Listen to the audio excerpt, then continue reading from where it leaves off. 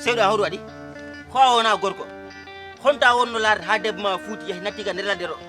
simi yalta no mbatta kam ana ni baado ra ko en cukala hay huude mina meeda kan wawde ameda kan wawde ameba kan wawde wallahi ana hersara yalto ko yander galema ko gorko jibin mi an jibini debbo ko taki a ceenani biyo hol wax ceen bi ceena mo don sa wi kam ko taki a ceenani biyo mi wanma ko bonni sa wi kam hol ko taki a ceenani biyo mi wanma ko bonni bi bam ha bam mare wi do dew na si sabu o wara kam no mi mayi dum kalta si amay ram powriname même powro anani goy barna langu goddo mi hannima pula no fudi to mi nanani malim falo kitalan dande ande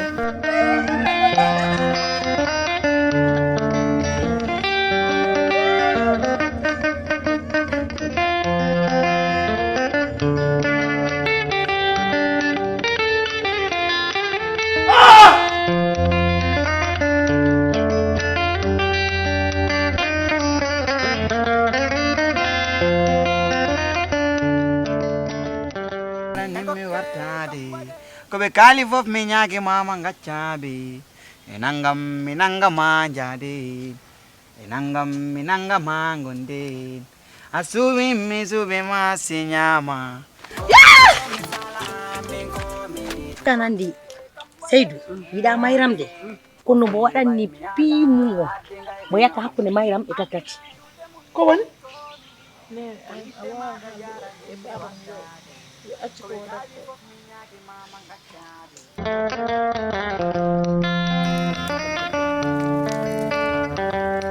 yimtara dum en welde noli yimtanam dum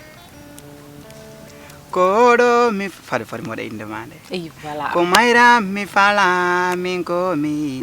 ngokke kambode min ko mi sobi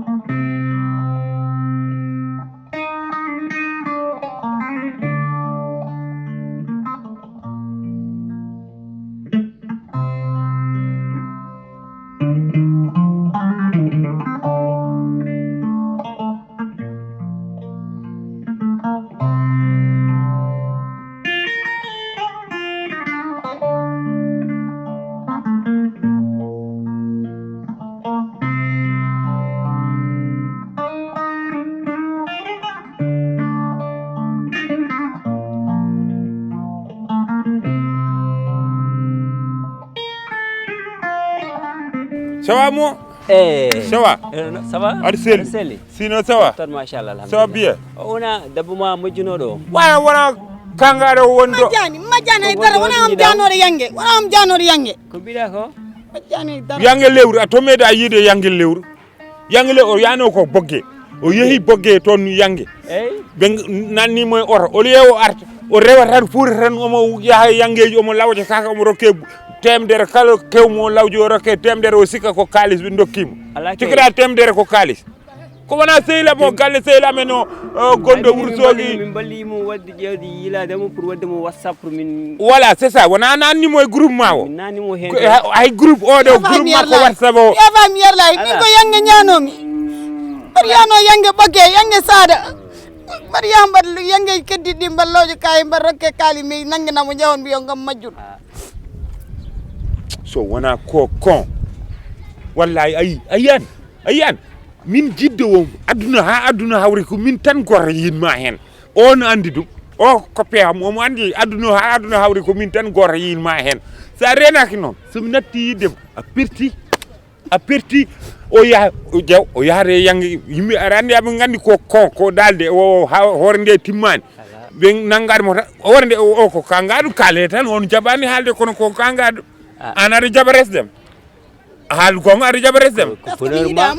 bonheur ma omo yiɗma kay eyyi ko bonheur am min yiɗimo kankone kadi min o yiɗi kono ko kon sa wiyama ya yange artu a wawa yare tan garta kono non o won ɗon o wiri yeehi kadi galoya o ummi galoya o yeehi Wourossogui wona ko Moussa Diallo yimo tan nanguimo galle makko wi noddi yimɓe galle mabɓe wi yoɓe nangumo toon hamin ara ɓe jii ko mbaɗɗa e WhatsApp ko koye groupe o wona ɗum ɓe jii tan ɗum addi ɓe wona ko omo gueno ɓerde ujunere joguinomi ujunere nde foof mi paasi ɗum o yomi waɗa passe ha men jettoto do croisement do pasam gasi min e apprenti o min kabi apprenti o fooɗi posam gonnoɗo dow ete ko toon moftannomi kalisam joni min o poste joni iwi min joni holto mottanmi kalis e caɓal wuderam ha caɓal wuderam sen jetti galle comme pare om sur eko jettudu tek kon doyen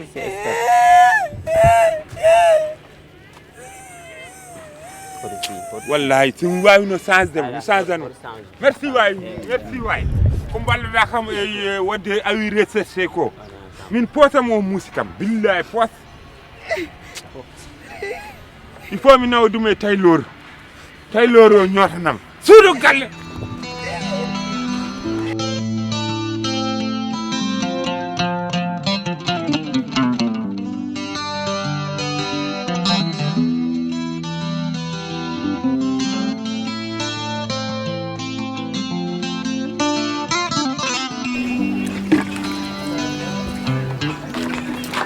Assalamu ayo Abo salam. Bapin mi ko mi ora ngon jotto. Bapin Ko adduma do?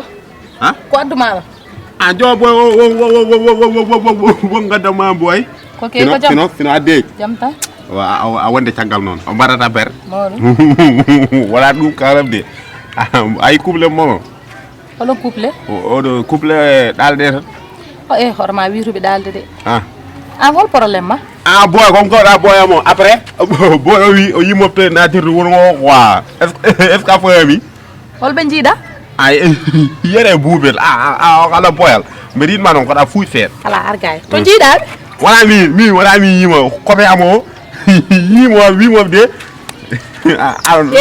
aɗa ko kalantama min mi wona guiƴi de ko memata ɗo hen aɗa membo ko ɗum wona pour ma ɗum explication won ɗo e ala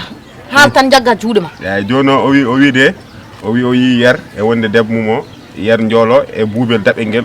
eɓen naata wuuro ngo onon kam o malama joni galle moon waɗi ambiyat e ɗum ko alhamdulillah caggal nde ko mbiyanoɗo majji so yiitama ko yettere Allah ɗum wonno koyɗe ma ane mi majji ko nago yiila hen holto majjuɗa ciɗa garangol ɓe kottama fo ɓe huwama affaire o gratuit kaka wala kaka Allah de hay koreji won ma hen won ganno majji ma hen ni joni holto majjuɗa amin wona ɗum kaari jimmi de kalda am ko yonti wone am haydara ama ƴewdem hama yiiladem ƴeew yerni woyni ne yeehi ladde fo yi buubel woɗo koor makko buubel woni hen koor ma hono woni hen hay koor ka ɗalde walla ka ɗalde mi ɓuurma ko joni noon ganda ha min ari waɗi man présenté ɓernam de a wonni a hañin hoorema soyi noon a haal sandi jamanu are cakalam mi jabata homni a taƴini ham salligam e dow mere ana meɗa salligade ha walla mi jama walla a meɗa juul fudur celligɗata tan juula e gueeƴo woto arano hoorema e jaram haala heew kam wawa ɗum ar yaw accirde wallahi noon kala mo o waɗe haqqille ma a meɗa juul fudur tan a juula e gueeƴ hay taktane fudur e ɓattidiri koɗa wawa jaggu hoorema mais annanon taw an hoorema a jaggi hoorema nde kono sa yalti bo a totti hoorema boyƴi so mariage ma ari maire ji mbiɗa laaɓa bile wiɗo na laaɓa bayma waale on jagge komo ɓuur fiir boye o rejiri yitam ɗe de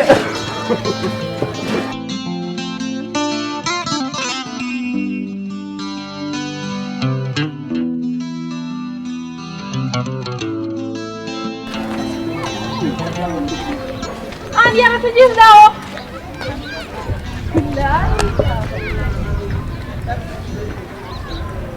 o so wona ko tan comme tampude ɗo gonɗi ɗo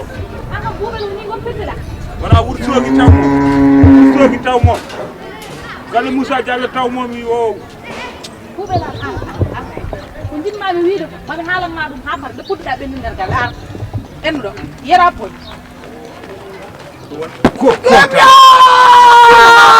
haali tan wulla e le tan babbata yo an buuɓel an est ce que ha men o kay mbimam ceergal tan buuɓe muɗum an tullay an min ñamani jamma min ñamani ñalawma min ñamani suba min ñamani kihi aɗa heeɗe amen jonde darde min jiiloma tan elle hangaɓe wuro momin mbiya fo min naata toon aɗa yaha tan est ce que debbo desaɗen jeeyi ɗum an koni goppirteɗa an ko naafigagal tan annene goppirteɗa holngal naafigagal ngal kolluma haydara kewani ɗo henen koɗon kaala haydara kewani ɗo henen ko jari oɗon jiilo kam min ko yangue jami mi waynima joom gallam yangue ɓoggue janomi sa wimi waynima joom gallam joni mi warma a wayni no foti balɗe mbaynuɗa kam wona balɗe tan ɓe wimo mi yaha yangue saada ɓoggue fa lakaram mbiya ha pari kadi nan min gonirnoɗa toon ko lawjude bagasuji ga lawjude kasuji ga an buubel an ñakki joom an usti rewɓe aɗan ko jinmi jalta yam ha laaɓa cer anani jogorani ay naafigagal ma ngal jogorani an ƴeewoy gorko ɓuurema so yiiɗi de an ƴeewoy gorko wasemi dañde gorko ɓuuri an no joguiriɗa ni an anani aɗa gasi ha laaɓɗa cer cikkata an komi anda ko gonirɗa maçonŋeɓe gaari aɗani hen museji gaari aɗani hen min tawi ko jikkuma min wadde yiyanno mbaɗa loƴade min ɓuurmade endima fof nana ɓuurmade min ɓuurmade aɗa yaharan an ñakki joom suudu saɗa yaha ayan hande a wawa deftere a wawa aɗa jogi ko kalda min aɗa jogi ko kalda aɗa jogi ko kalda suudu oko mam ƴakke an an naafigo nden hande ma taw ko ɓuuri wadde suudu mbima fewni o mi warna mamma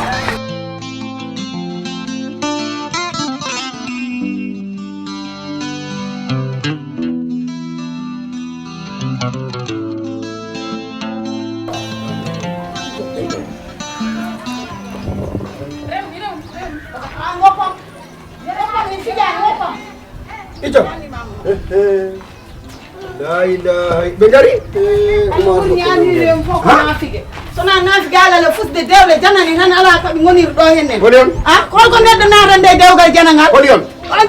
suuɗaɗa gotan dañi ko kalda rew yedde wonko neɗɗo natade dewgal janangal la ilaha illallah